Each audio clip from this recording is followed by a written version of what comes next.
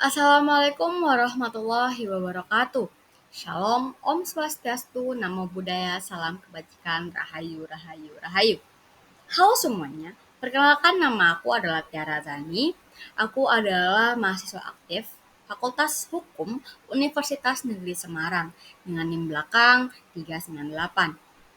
Kali ini aku bakal ngebahas tentang hukum ketenagakerjaan, tapi bukan hukum ketenagakerjaan secara general yang bakal aku bahas. Aku bakal ngebahas tentang kecelakaan kerja di PT Freeport dan apa aja tantangan dan peran ketiga dalam industri tambang. Yuk kita lihat.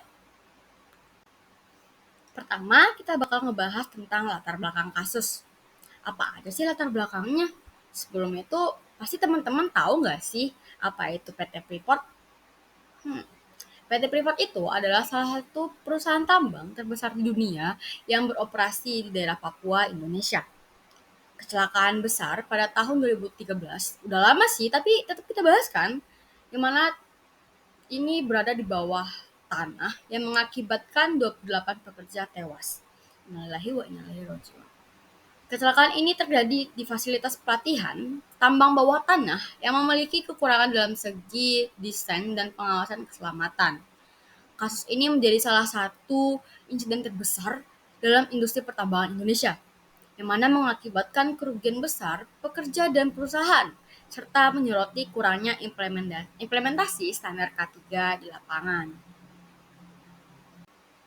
Selanjutnya, kita bakal ngebahas penyebab kecelakaan. Penyebabnya apa aja sih? Jadi penyebabnya itu ada 4, teman-teman. Yang pertama ada faktor dari manusia itu sendiri, di mana kecelakaan ini berhubungan dengan kesalahan dan kekhilafan manusia dan kurangnya pelatihan bagi pekerja mengenai keselamatan di bawah tanah. Terus juga ada faktor struktural, yang mana bangunan dan infrastruktur di tambang tidak memenuhi standar, yang mana mengakibatkan kegagalan struktural yang sangat fatal, teman-teman. Terus yang ketiga ada faktor lingkungan, yang mana kondisi tambang bawah tanah yang ekstrim dan rawan dengan kelembapan tinggi, serta berisiko untuk tanah longsor, teman-teman. Selanjutnya ada faktor teknologi. Keterbatasan teknologi untuk mendeteksi masalah pada struktur tambang yang tidak terpantau dengan baik. Jadi, semua faktor ini berkontribusi pada tragedi yang terjadi, teman-teman. Oke, selanjutnya kita bakal ngebahas dampak dari kecelakaan. Apa aja sih dampak-dampaknya? Dampak-dampaknya itu ada dari kerugian buat manusia tersendiri, di mana ada 28 pekerja kehilangan nyawa yang meninggalkan dampak emosional dan sosial yang mendalam bagi keluarga dan rekan kerja.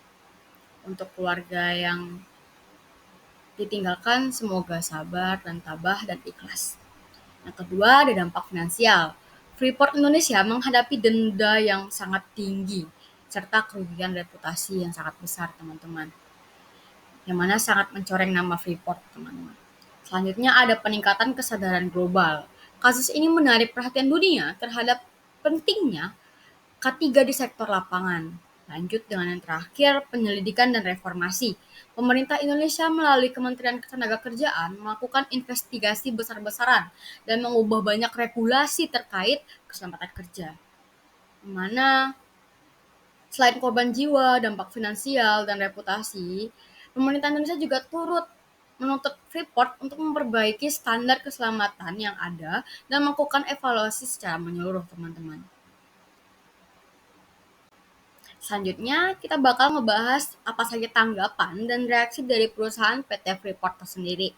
Yang pertama ada evaluasi besar-besaran, yang mana Freeport melibatkan konsultan K3 Indonesia atau internasional juga untuk melakukan audit dan evaluasi mendalam terhadap standar keselamatan yang ada. Yang kedua ada perubahan kebijakan K3, yang mana perusahaan meningkatkan pelatihan keselamatan, memperbarui peralatan, dan juga memperketat pengawasan internal. Lalu adanya fasilitas baru, pembangunan fasilitas lebih aman dan sesuai dengan standar internasional untuk menanggulangi masalah sebelumnya. Yang keempat, investasi teknologi.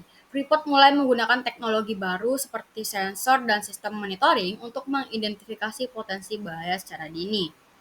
Yang mana PT Freeport Indonesia memutuskan untuk melakukan hal langkah nyata untuk memperbaiki sistem K3 mereka.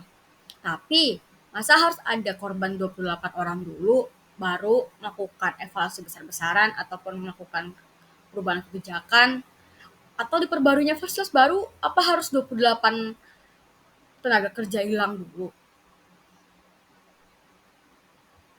Terus kita bakal ngebahas regulasi dan peran pemerintah. Setelah kecelakaan ini, pemerintah Indonesia berperan aktif dalam memperkenalkan regulasi yang lebih ketat dan melakukan audit terhadap seluruh perusahaan tambang untuk memastikan bahwa insiden serupa tidak terulang. Apa aja? Pertama, pemerintahan Indonesia melakukan evaluasi mendalam dan memperkenalkan regulasi yang lebih ketat untuk sektor pertambangan. Yang kedua, adanya audit keselamatan nasional. Kementerian Ketenagakerjaan mengaudit seluruh perusahaan tambang untuk memastikan mereka mematuhi standar keselamatan. Yang ketiga, adanya revisi peraturan. Pemerintah merevisi peraturan terkait K3 memperkenalkan undang-undang yang lebih ketat dan memaksa perusahaan untuk memenuhi standar internasional. Terus yang terakhir, adanya pelatihan K3 yang wajib. Pelatihan bagi pekerja tambang diwajibkan lebih sering serta pengawasan yang lebih ketat terhadap pelaksanaan K3.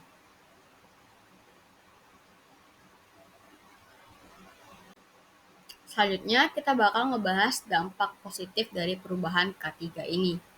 Yang pertama, adanya penurunan kecelakaan. Setelah reformasi K3, perusahaan mencatat penurunan signifikan dalam kecelakaan kerja. Yang kedua, kesadaran keselamatan meningkat. Pekerja semakin sadar akan pentingnya prosedur K3 dan kewajiban menggunakan APD. Yang ketiga, perusahaan meraih penghargaan. PT Freeport Indonesia memperoleh penghargaan atas keberhasilannya dalam meningkatkan standar keselamatan kerja. Yang terakhir, adanya pengaruh global, di mana reformasi ini meningkatkan modal bagi perusahaan tambang lainnya di dunia untuk meningkatkan standar K3 mereka. Reformasi yang dilakukan menunjukkan hasil yang positif. Kecelakaan menurun dan perusahaan dapat pengakuan atas upaya menjaga keselamatan. Yang ini juga dicontoh bagi industri lainnya di dunia. Pelajaran yang dapat kita ambil adalah pentingnya penerapan standar K3, yang mana harus menjadi prioritas utama dalam setiap sektor industri, terutama yang berisiko tinggi seperti pertambangan ini, teman-teman. Yang kedua, peran penting pemerintah dan perusahaan, yang mana harus bekerja sama untuk memastikan keselamatan kerja. Yang ketiga adalah investasi dalam pelatihan dan teknologi. Penggunaan teknologi dan pelatihan berkelanjutan adalah kunci untuk menciptakan tempat kerja yang aman. Ketiga adalah investasi, bukan biaya. Keselamatan bukan hanya kewajiban hukum, tapi investasi dalam keberlanjutan dan kesejahteraan kerja.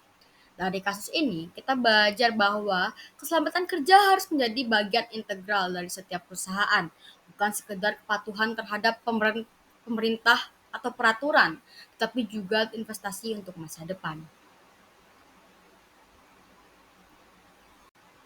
Baik teman-teman, sekian dari aku. Untuk menutup, keselamatan kerja adalah hak setiap pekerja. Mari kita semua berkomitmen untuk menciptakan tempat kerja yang aman dan mendukung pekerja untuk bekerja dengan aman dan sehat. Terima kasih, sampai jumpa. Dadah.